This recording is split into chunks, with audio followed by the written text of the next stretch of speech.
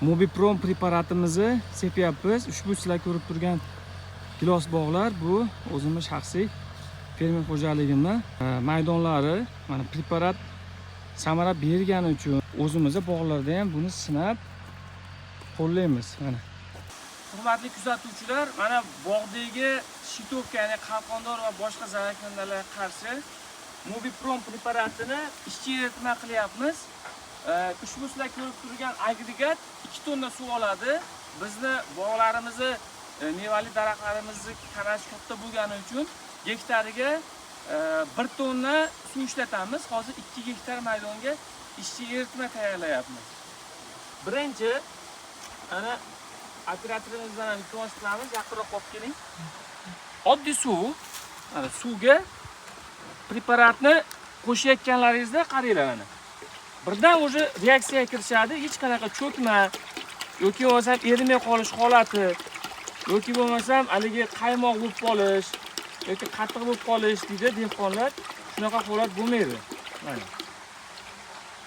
Bu kuydirmaydi, hid xushi yo'q, lekin shunday bo'lsa ham mevali daraxtlardagi o'sha tinim davridagi eng ashaddiy zararkunandalar shitovkaga qarshi kurtak bo'tkunga qadar sepiladi.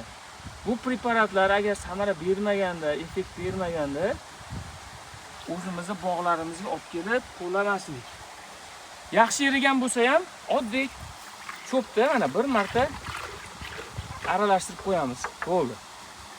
Sizlar ko'rib turgan 2 tonnaga hozir biz 30 litr preparat qo'shamiz. Mana bu mana eritib bo'lganimiz 20 litr va hozir 10 litr quydik.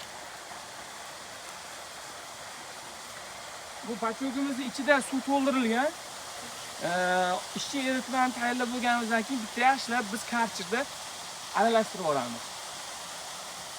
Keyin sepish jarayonlarini ham sizlarga e'tiborlaringizga havola qilamiz. Rahmat. Hurmatli kuzatuvchilar, mana bog'larda Mobiprom preparatimizni sepyapmiz. Ushbu sizlar ko'rib turgan gilos bog'lar bu o'zimiz shaxsiy fermer xo'jaligimning maydonlari. Mana preparat samara bergani uchun, samaradorligi yuqori bo'lgani uchun o'zimizning bog'larda ham buni sinab qo'llaymiz. Mana tana xuddi shunaqangi yomg'ir yoqqan kabi chakkilab suv oqadigan darajada cho'miltirilyapti. Mana tanadagi shitovkalarni ko'rishlaring mumkin. Oppoq-oppoq. Qalqondorlarga qarshi moliy preparat.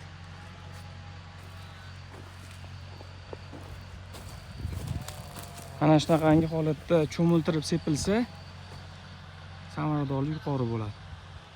Mana bu sizlar ko'rib turgan katta giloslarga gektariga 1,5-2 tonna suv ishlatamiz.